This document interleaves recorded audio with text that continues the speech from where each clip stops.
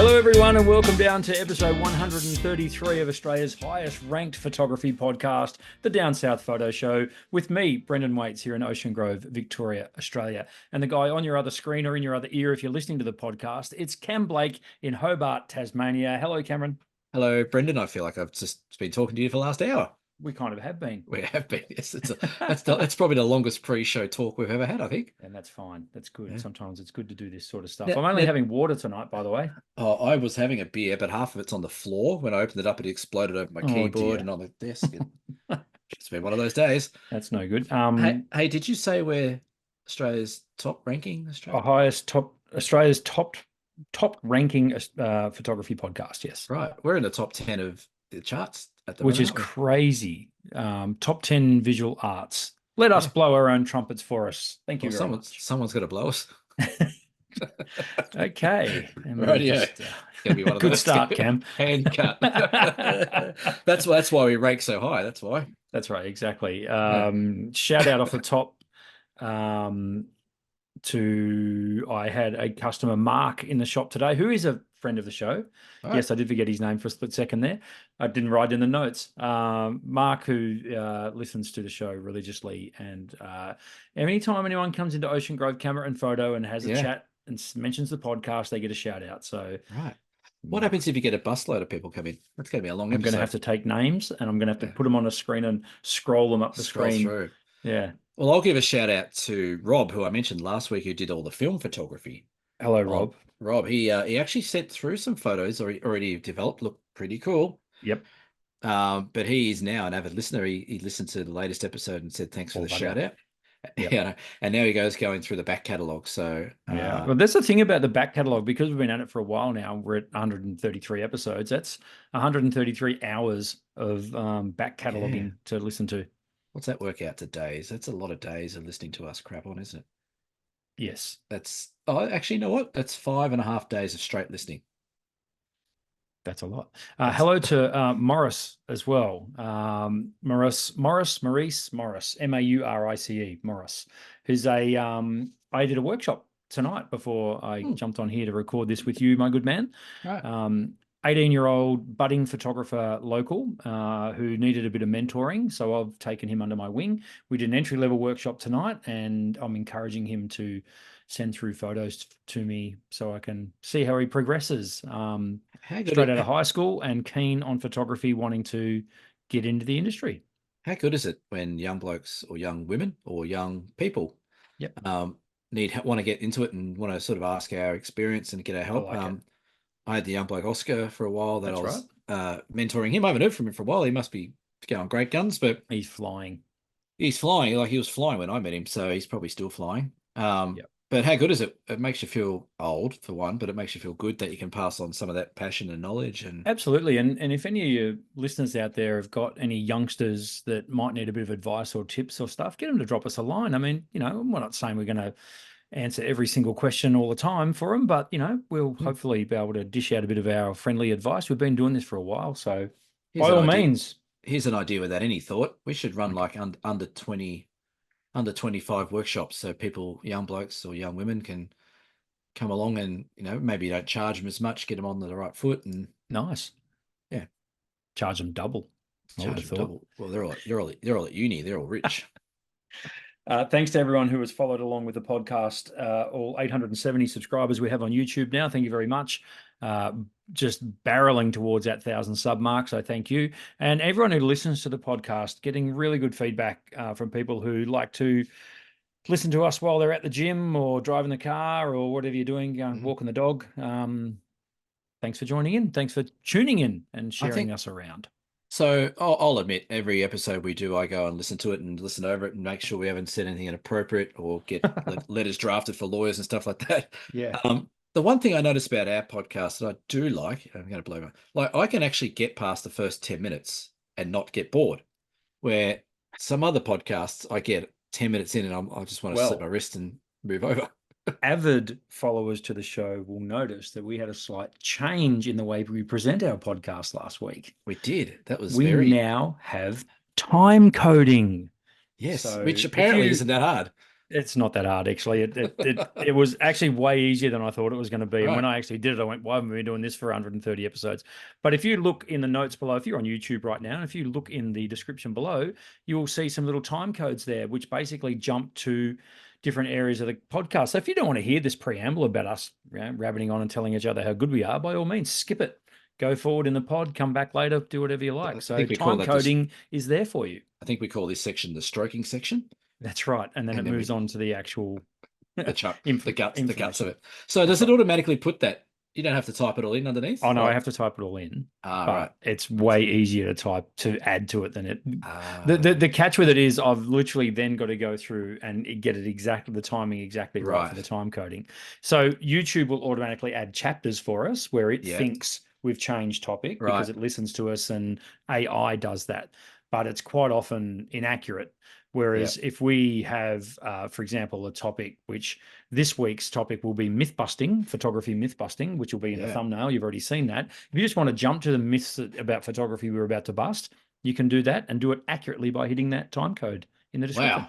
So do we need to thank anyone for that idea? Probably someone did mention it, didn't they? They did mention it. Good, very good friend of the show, Chelsea. Who? Thank you, Chelsea. If I don't do a shout out, I get a message saying, "Where's my shout out?" Hello, Chelsea. Yes. Okay. Backgrounds, Cameron. Well, hey, we've both got buildings. Why do we do this every week? We sort of. This is not a setup. We just both happen to have buildings in our background. The difference is mine's in focus. Yeah, definitely. My little shot. This is the other day out on the west coast in Queenstown. Beautiful little west coast town. It's a very small town, but very cool. I was out there doing the steam under the star steam engine workshops for the last Saturday night. And we got there early, took the family over. We had a nice sort of weekend away, and this little laundromat just caught my eye. It's got like corrugated front and little sign and stuff like that. It's just nestled in amongst these two old buildings. So I got the little camera out and thought it was a bit of a black and white theme for the steam engine. So I sort of started in that. I know, it just caught my eye. I think I'm starting to enjoy street photography a lot, especially little buildings and quirky little cafes and, antique shops and stuff like that. They've always got some really cool frontage to them. And this one just caught my eye. I think it's a relatively new laundromat, but it looked sort of old and cool in there. So I took a photo of it and, oh, Jesus. I took a photo of it and, it was a bit of fun. I'm overexposed. On the Leica?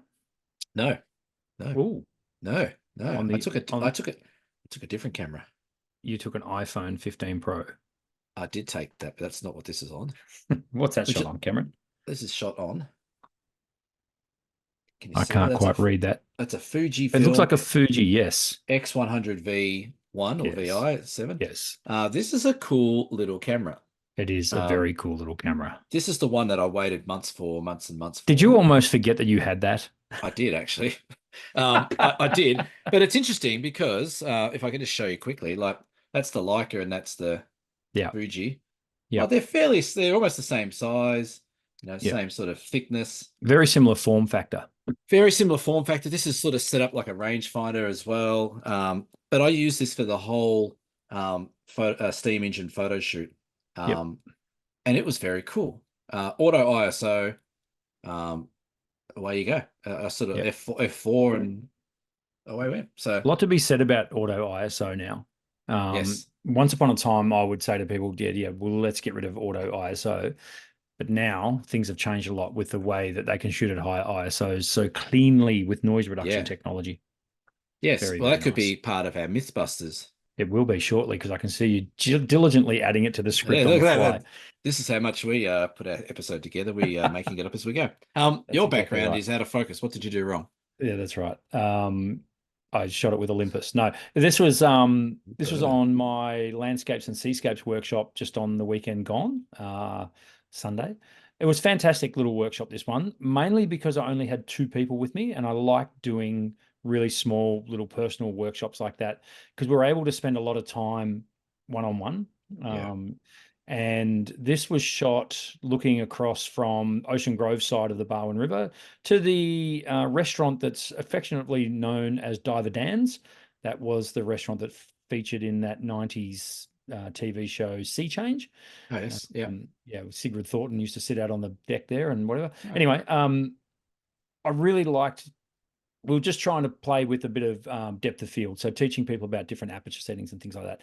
And this was perfect because we had the iconic jetty restaurant in the background, and then some nice grasses in the foreground that were being lit very, very nicely by the afternoon sun. So had a bit of a play, taught people a bit about composition and lighting, that sort of stuff. Very cool. But the big game changer, and I showed you this during the week, Cam, was the LCD screen that I now have that attaches to the top of my camera. Yes. Which is basically just a 7-inch screen, which makes the back screen on my camera 7 inches wide. And when I'm doing a workshop, I can actually show people without them having to cram around me and look at a screen. They can see it a lot bigger and take a step back, and more people can see it. And it worked so well. It was really, really handy to have that on a workshop. And it was only a couple $100. They're so cheap. It's crazy. There's cheaper ones out there. I just saw this one came up and it was recommended and had a crack at it, and yeah, really good. So I'll probably be using that going forward on our workshops and also at BFOP, which is coming up. Very cool. So you notice mine is in black and white. We probably should give a little bit of a shout out to the black and white August comp. Definitely. Well, look at you. Yeah. You're even doing segues now. I know. I've taught you well. This is stuff the chapters up because this is meant to come before the backgrounds, and I don't know. It's fine. So yeah, we've got black and white comp on the Dsps Facebook page. Yep. It finishes at the end of August. So when this comes out, you'll have about 8 days to put it in or something like that. But how about the level of entries already? I was just looking at it. Smashing through. There's some really this is going to be another bloody tough one. Well, our audience is very, very good behind the camera. I'll tell you, there's at least one that's not winning though. I can tell you right now. Yeah, okay. It's been entered by a guy called Briandon Wettis. That's a crappy shot of the. What did Taken to Piece call me? Taken to Piece. Yeah, I can't remember what he called me. Hey, we haven't heard from Taken to Piece, have we? Brendan, was I Brendan Fake or something, or was that you? Your camera. I was Cam Blake. I don't know. Handbrake. We haven't heard from that. I know what happened. Listen, I don't know. You know what happened? Canon brought out a new camera, so they went running and put all their money in that instead. Exactly. So our main topic. Shall we get into it? Let's do it. We're going to bust a few myths about photography. We thought there's a lot of myths out there around these days to do with photography, and particularly people who are keen to get into photography. We might explode a few myths around that, and we also might talk a bit about gear as well as we go through. The one that you just added, we won't do straight away. We already answered that, didn't we, really? But let's go to the next one. All right, number one. Should we call it myth busting or just? I don't know. We'll probably get a copyright strike if we call it myth busting. Yeah, maybe we should call it like breaking the bullshit or something like that. Or well, too late. It's already in the thumbnail. It says myth busting. So yes. First one, full frame is better. Well, of course it is. Next one. Yeah, that's right. See, this is gonna be a short pod. Myth number one, full frame is better. Cameron, your thoughts? No, I don't agree whatsoever. Let's put it this way. Full frame definitely has its benefits. Absolutely has its benefits. But so does a crop sensor or a micro four thirds sensor or a medium format sensor. The one thing that I hear about full frame is better, which people should be really referring to, is that you get more megapixels and better quality of images, or you can blow them up bigger. But the one thing I hear a lot is people saying, but I can crop heavily on my full frame. I'm going to call that BS, because I think personally I try and crop optically with the right lens, as opposed to cropping 60 megapixel down to a 20 megapixel shot. So do they have better dynamic range? Do they have better depths of field? Pros and cons for that. Generally the smaller sensors will have a better depth of field range. The full frames will have less noise. So there is pros and cons to it. Definitely. But I don't think full frame is better, if that's the question. No, full frame is definitely not better. Yep, it has its place, as does crop sensors, as do micro four thirds sensors for that matter. But probably the number one thing that has stopped a lot of people from going full frame is the bloody file size they pump out. And the price of the camera. all of a sudden you're handling massive amounts of data, more amounts of data, and what do you know? Your PC slows down, or Yeah. everything you've got, and then all of a sudden that's all got to be upgraded as well. So Yeah. full frame has its place, as I say, no doubt. I'm a big fan of full frame sensors that are only 24 megapixel. Yeah. Because you still get a relatively small file size. I battle to see the difference between a 24 megapixel full frame and a 60 megapixel full frame for most Well, 90% of my photography. This is the thing, isn't it? Like, I think it's full frame is better is one of these myths that get fed to us from the marketing gurus of all the camera brands and going further, like some of the camera shows and also some of the camera clubs and stuff like that. The full frame is better. Yeah, it's not. The difference is the person taking the photo and what you're taking photos of. Sure, there's some certain requirements. Full frame works better, like Astro will work better with full frame because of the less noise. If you're doing big prints or you're doing some commercial work where you need big files, then yes, full frame will definitely assist with that. But I don't think it's better. Like, the shots I got out of this little Fuji, this is a crop sensor, 40 megapixel crop sensor. Yep. The other day in low light in the dark train line, a train station, I was blown away by them. I'm like, this is great. So I don't think so. I think people need to move away from that. And one last thing on that as well is the full frame, I think, created its own little vacuum of problems in the last probably 5 years, is when they've gone from DSLRs to full frame mirrorless, because people have had to go, oh shit, I've got to change all my lenses over or get an adapter. Like, it's actually created more problems putting that full frame into a mirrorless camera. It was almost a shame that when digital SLR took off, they couldn't just instantly be a 35 mil sensor, because the technology just wasn't there. Yeah. I mean, it may have been, but it was so cost prohibitive that they just couldn't stick it in a digital SLR. So I don't think that'd be a good question, as when was the first full frame digital released, or what was the first full frame? Okay, that's a good question. For some reason, I think D100 Nikon that rings a bell. Or am I thinking, maybe that was the first DSLR that they put out. Yeah, there you go. So you are gonna. All right, don't tell me. Commercially available though, or you're not talking about some obscure. The first full frame DSLR cameras developed around about 2000 to 2002. There was so not a 5D. There was two of them that came out, and then one not further after that. Give me a brand. Pentax. Oh, really? The K1? No, the MZD by Pentax. Really? Well, there you go. There was also an Contax full frame digital, and then it was the Canon EOS 1DS. The 1DS. I remember the 1DS. Yeah, so do I.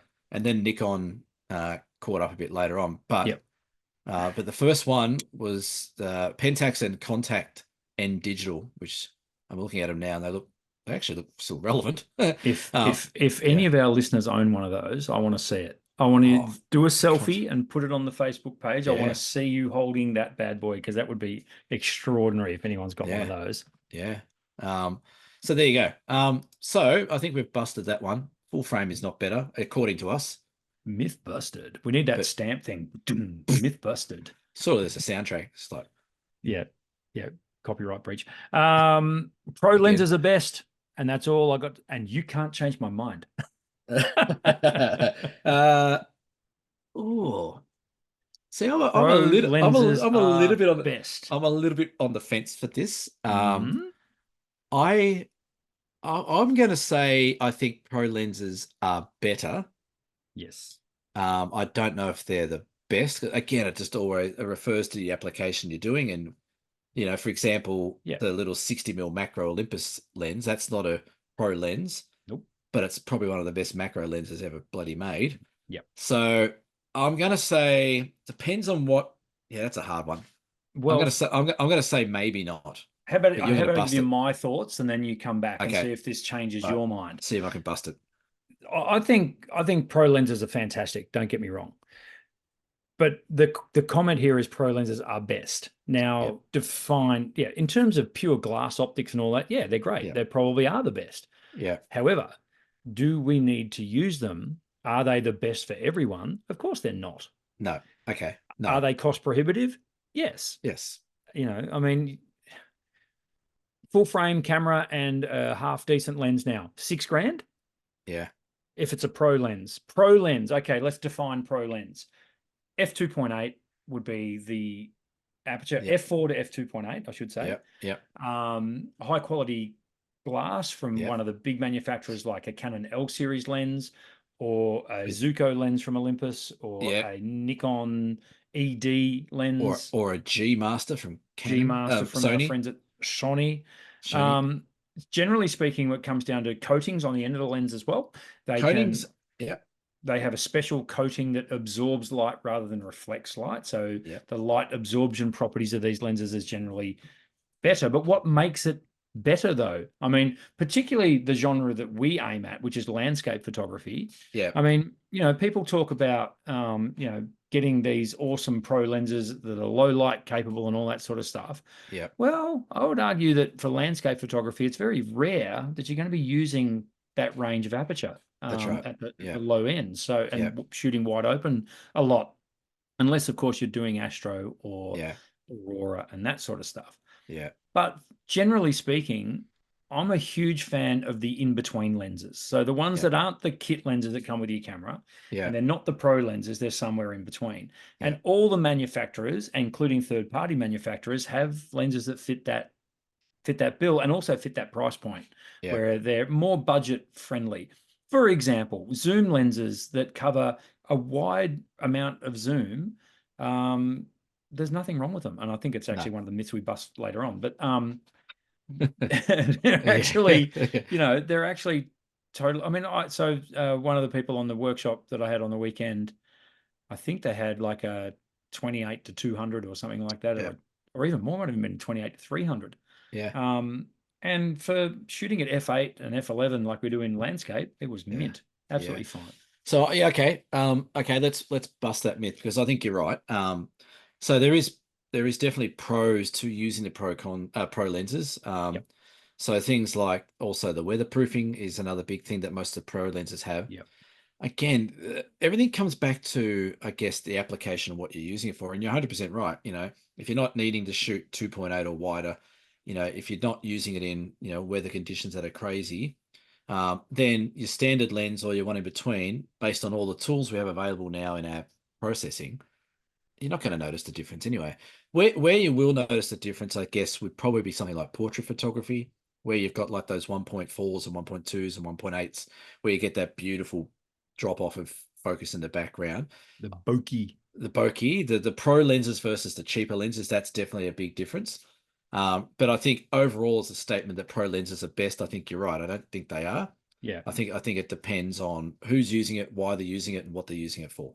Yeah. And I think the first two myths that we've busted, full frame is better, pro lenses are best, are two areas of photography that stop people getting into photography, because they get online, go on YouTube, all these people get on, they bang on about all this high-end gear. If you're making a living from photography, sure, because it's paying for that gear. Is that another myth? What, that you can't make a living in photography? That you can make a living in photography, that's a myth. That's a myth. Yeah, we all know that. Yeah, but it's like, people see all these, f2.8 this and f1.8 this, and the glass, and look, don't get me wrong, they're beautiful. It's gorgeous equipment to hold and to shoot with, and it's looks amazing. There are a couple of areas as well that we haven't talked about, such as speed of autofocus. Yeah, that's true. But do you really need to focus in a microsecond if you're shooting a cliff? Image stabilization. That's another one. Stabilization. But even, mid-range, some entry-level lenses have got good IS systems now. So, pro lenses are the best. Myth busted. I'm going to say it's 90% myth busted, but you did well. It's plausible. It's plausible. It's a plausible myth. Plausible. Yeah. But no, you definitely, in my opinion, pro lenses are not the best. Yeah. Myth number 3, Cameron. Rightio. You, and not you, but the audience, needs Photoshop. Bullshit. No, you don't. Yeah, that's pretty obvious, isn't it? You don't need Photoshop. It's nice to have some sort of editing suite. to work on. But, even the ones that come in the box with the camera or the ones you can download from the camera manufacturers will do the job. Yep. I don't use Photoshop at all. I use Lightroom and, occasionally if I need to do something ridiculous, I might take it into Photoshop to take things out or whatever, but that's very rare. But no, you do not need Photoshop. The only caveat to that is that if you do want an editing software, let's say you want to go and just use Lightroom instead of Photoshop, you've got to buy the package that has Photoshop in anyway. That's right. So you're sort of screwed there. But no, sorry, while we're talking about Adobe, I just remembered something. I don't mean to talk over the top of you, Cameron. Are we pissed me right off today. Rightio. About Adobe. Are you having a rant? I'm ready. Right. Loaded, cocked and loaded. Let's go. I'm waiting for my coffee this morning. And as I like to do, I go in, I order my coffee, I sit out the front of the coffee shop and I scroll through Facebook or I scroll through social media and look at the news or whatever. On Facebook, up pops a little ad from Adobe. And it says that they are having a 30% off sale for the Adobe Creative Cloud. Isn't that fantastic? Thanks, That's Adobe. Wonderful. Oh, hang on. There's a little asterisk there. Should I read what that asterisk says? I wish I hadn't. No, it does. You know what the asterisk says, Cameron? Not available to people in Australia. No. Only available for first-time adopters. I'll get stuff. So the suckers like me that have been using Photoshop for 15 plus years, 20 years, and paying $79 a month for the privilege, don't get the 30% off special. It's only if you sign up to Adobe Creative Cloud now. Right. You know what? I'm going to make an announcement. This is a community announcement.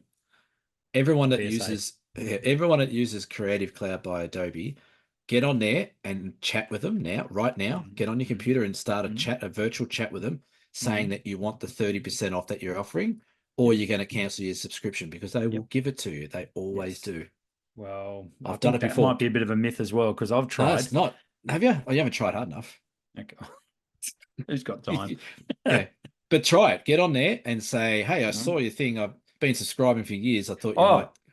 You can just imagine the comment section below how it went under that ad. The very first one was, what about all the loyal people that are giving you all this money? What the hell? Get on there, folks. Get on there. Let's do a mass. What do they call it when we do like a class action? Yeah, it's a class action. All right. So that question, do you need Photoshop? No, there'll be a flash mob.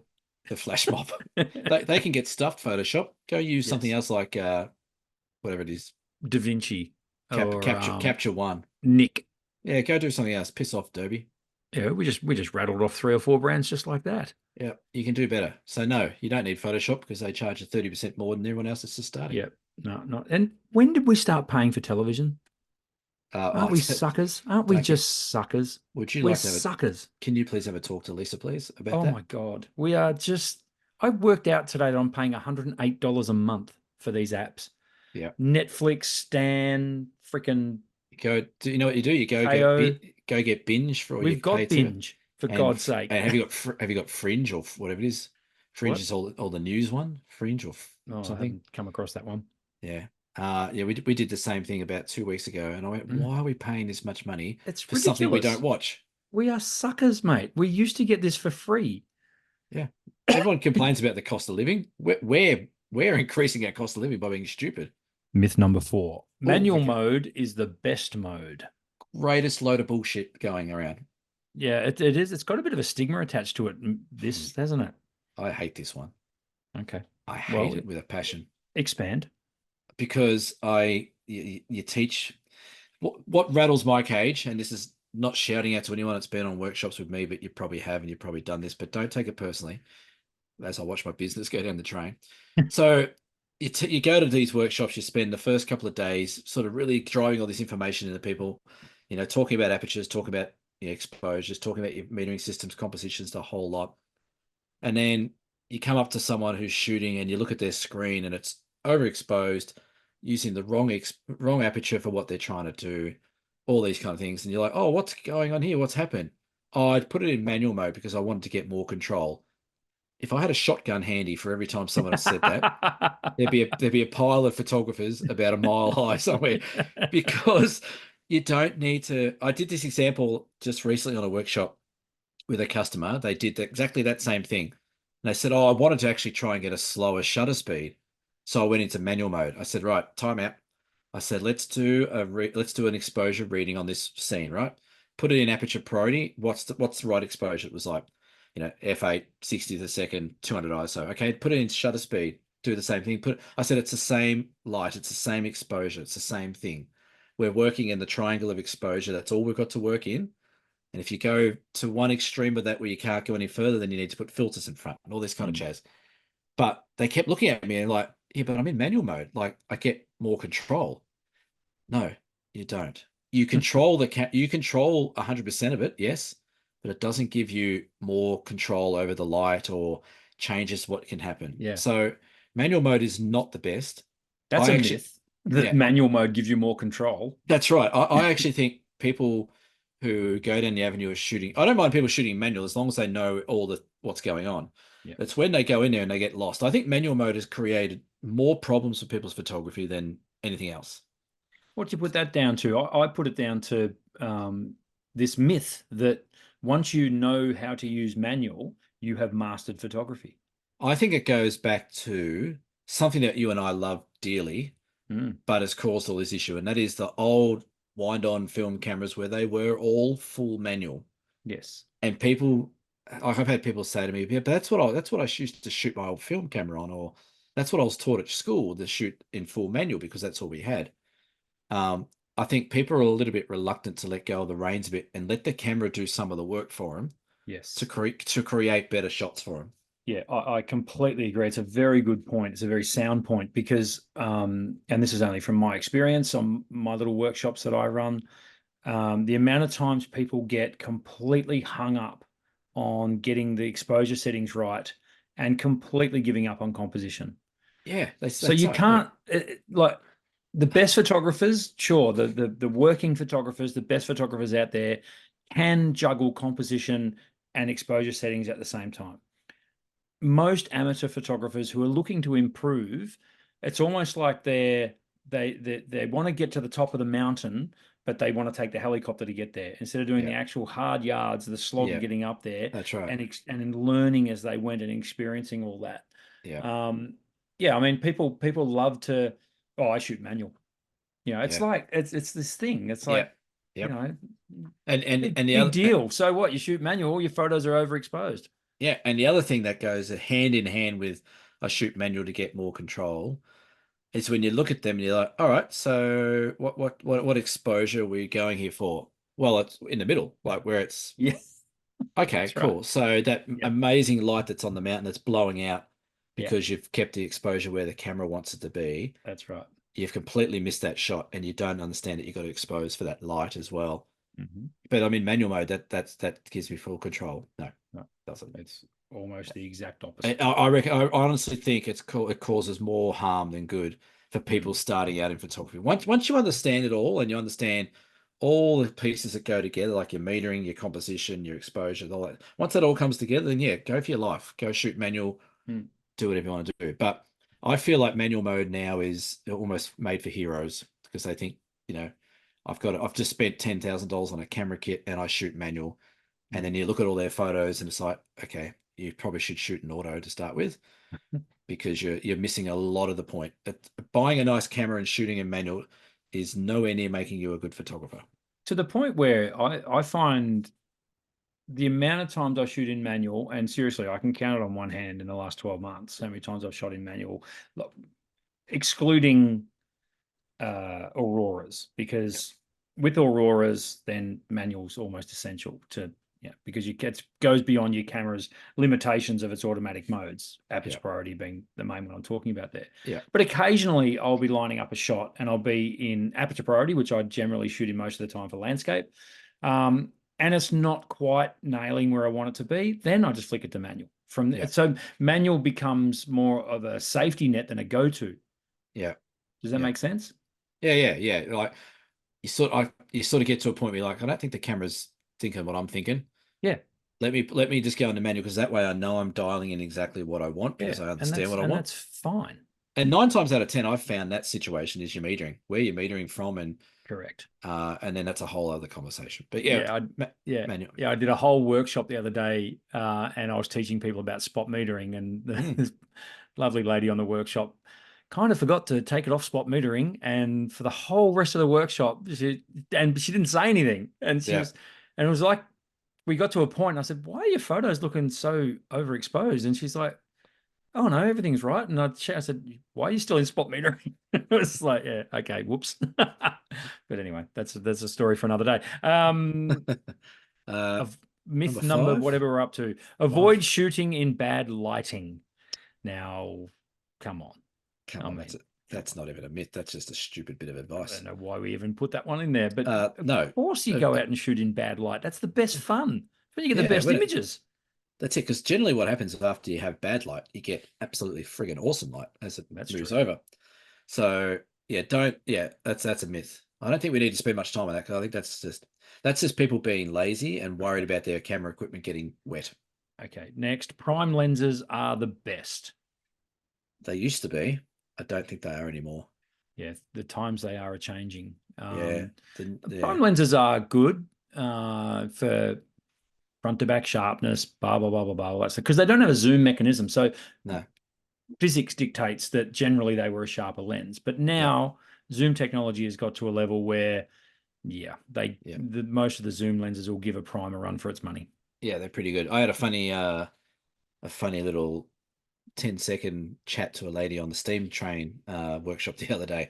She had a Sony A7 something, A7 IV or something, with a beautiful 24mm 2.8 on the front. And, we were dealing with a few people, and it's sort of dark, and we're taking photos and stuff like that. And one of the other customers came up and said, "Oh, that lady's a bit upset with her camera. Do you want to go have a chat?" I'm like, "Oh, cool. What's going on?" She goes, "This bloody thing won't zoom at all. It's stupid." And she got really upset with her camera. I'm like, "That's a 24mm fixed. That's a prime lens." So I said, "The zoom is in your legs. You got to move closer or move back." She's like, "Oh, okay." She just completely forgot that that wasn't a zoom lens. But I think prime lenses used to be. But like I said, the quality of the optics and the coatings and the autofocus and image stabilizing, all that kind of stuff that are in the nicer lenses now, I think would mean that prime lenses aren't the best anymore. No, not necessarily. Yeah. No. Unless you're using this bad boy, which is a Leica 90mm f2 Apo lens. That's very nice. This is damn good. This is the one I got for steel, but that's a prime lens, and it's pretty good. But I don't do many zooms, if any at all, on the M series. But could you argue, so that's a 90mm? 90mm, yep. So could you argue that someone standing next to you with a Canon R5 70-200 f2.8 at 90mm would get any different a result? Well, this is the thing. I think that then comes back to manufacturing of quality of optics and glass and stuff like that. I think if you put like a comparative Canon 90mm, Canon 75-200, same thing, I think you'd be struggling. Again, to the average photographer, you'd be struggling to see that difference. Well, this is a blanket point to a few of these myths that we've been busting, like full frame is best, like manual mode, like lenses. I think what you've got to look at is, okay, are we looking at the photos that are behind us now that half of you are now looking at on your phone? Are you looking to enlarge and make massive canvas prints? Are you sharing on Instagram? I mean, look, at the end of the day, so I said to you today, we were chatting backwards and forwards as we do when we're at work, because we can't be bothered working. We just want to talk to each other. I made the comment that the 12-200 Olympus lens that fell off the back of a truck and you gave me is a great lens. It's a fantastic lens, yeah. And it's much maligned. Like people hammer it. Like they think it's a heap of shit. Mate, that photo behind me is shot with that lens. I mean, hello. I mean, what's wrong with that? Yeah, this is the thing with photography, and we've harped on about this every friggin' episode, I reckon, is that feels like it. People just need to stop buying into the bullshit. Yep. Like a classic example of bullshit was today, BFOP announced that Canon were coming to BFOP. And like, for frig's sake, the amount of excitement from people that Canon were going to rock up with their new R1 and R5. Really? Learn to use the camera you've got and master that before you start throwing money at these companies, whether or not it's Olympus, Canon, Nikon, whoever it is. Master whatever you've got before you start upgrading every time something comes out, because that's all we do. People think they've got to have the best lenses, the best cameras, and then the funniest thing about all that is most of, if not 95% of people chuck it on social media where quality of sharpness and stuff means absolutely nothing. Goes out the window. It goes out the window, yet we still buy into it. So hey, the owners of these companies, Nikon and Canon, they've got to eat, mate. but yeah, they can eat, but they don't need to eat 600 times a day because that's what they're doing. How big does your yacht got to be? Well, hopefully not too big. Didn't one of them sink yesterday? Some millionaire's yacht sunk God with damn, people. I don't know. I don't watch the news. You pay for it. True, I just don't watch it. Last of our myths. Right, yeah. You must use a tripod to shoot landscapes. That's busted too. Yeah. Well, we I think we know that one as well. Yeah. Image stabilization has come a long, long way. It has. I used to do the overland track and take a tripod. I don't take a tripod anymore because even at sunset and early mornings, I can handhold ISO 400, still handhold half a second, nice and sharp. It is incredible what image stabilization does. So maybe we should explain how that myth has come about. Okay. Do you know? Because I don't. Well, yeah. I mean, landscape photography over the journey. Used to be always land. Yeah. That's what I mean. Yeah. Landscapes, as we've said already tonight, are shot at higher aperture numbers. So f8, f11, f13, f whatever, and higher. And quite often that just cuts down how much available light you've got. Yeah. And your shutter speed falls below the 1/60th of a second mark, which is the limit for handheld photography. I don't care what anyone tells me. It's 160. Yeah. I'm standing by that. So you need to have stability. So you put on a tripod. But like Cam just said, what's happened is image stabilization has become so good in-body image stabilization married with lens stabilization as well. Yeah. That it doesn't render them useless. I mean, you still need them in low light, but for the time right up to sunset, then you're fine to shoot handheld. And I think what that myth also busts as well is that no, you don't need a tripod to shoot landscapes, but not having that landscape frees you up for so much more interesting compositions. We saw it at Cradle Mountain. Like, I still encourage people to put it on a tripod at sunset and sunrise until it gets a bit brighter. But it's such a difference to, like, it's like letting the dog off the leash. Like, people are stuck to their tripod. All of a sudden, they're like, oh, I can go anywhere. Cool. I'll get down low in that water bit. I'll shoot a bit higher. I'll shoot here. Yeah. So, tripods, they may become a thing of the past apart from things like Astro and maybe macro where you want to keep. They'll always have their place. I mean, but you're right. Yeah. I teach that as well, is that tripods are great for stabilizing your camera, but they're an anchor. Yeah. And they anchor you to a point. And having said that, some people need to be anchored. Yes. Some people go around like a bloody with their head cut off chasing compositions. Do you know anyone? Guilty, Your Honor. There you go. We've hopefully busted a few myths for you. If you want us to bust a few more myths, link them, hit us up below. Tell us what myths you know about photography, and give us a bit more content down the track. Yeah. I think that's a good one. There's so many myths in photography. And like, I guess the thing is, I can guarantee anyone that's listening to this episode or watching it has unbusted our myth on every single one of those. Yes. And no doubt we're going to get comments. I love the comments we get on our on our YouTube page when we put something up there. I like it when people push back a bit. It's good. Like, I don't know if you're right, boys. I think that's wrong. And it's great. Yeah. Because then we just delete the comment and move on. It's great. The last thing that we think is that we know it all. We certainly do not. I mean, the last thing we know how to do is to make good content. So, or learn how to put chapters on our friggin' YouTube channel. Hey. That was a good move. That was a good move. I like the time coding. I can't wait to time code this very episode. Are you going to time code each myth or just the whole section? The whole myth. No, I'm not doing each myth. Cameron, please. Come on.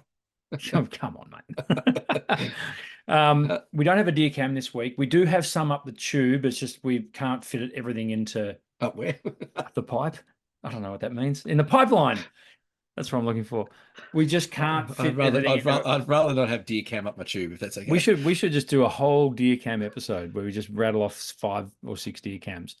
But if you have a deer cam question, we know what we're lacking. We should do another live episode soon, I think. Live episodes are in the works, as are some interviews that we are in the middle of teeing up. So no word back from that one today? no. Okay. Well, I haven't checked. It's the time zone thing is Time zone's a problem. impactful. So Yeah. Okay. I'll come back to you on that one. Cool. Something arrived for me in the mail today. Does it vibrate?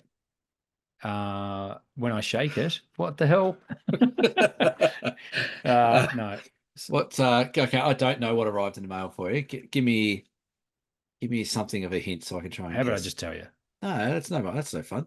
Is it camera Um, related? Is it camera related? it's photography related, and furthermore, it's Down South Photo Show related. Did you get Oh, look merch? at your eyes light up. Did you get merch?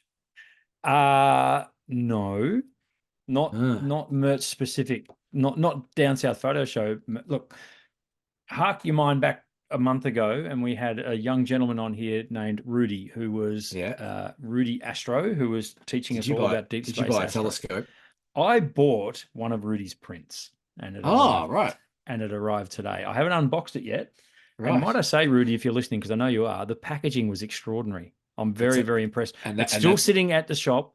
And that's why you haven't unwrapped it, because it's taken that long to get through the packaging. I actually want to video myself opening it and send it to Rudy. So you and Jamie, I gather another mention that doesn't deserve to be mentioned, Jamie. You and him are the same when you get stuff. If I get something in the mail, I'm opening it straight away.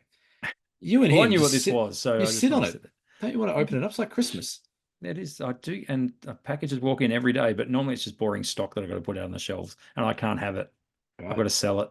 Hey, speaking of merch, I have some merch arriving soon, and some Down South merch and some other stuff. So keep that in. I got a message today that's in the mail. So can we talk about anything that you showed me earlier?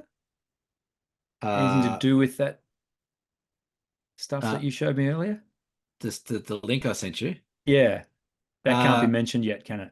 Let me just check the email. But what about the other thing you did with them earlier in the year? Can that be mentioned yet? See, that can't be mentioned either. Oh, God damn. I know. Sorry, folks. That was so meta. We won't do that ever again.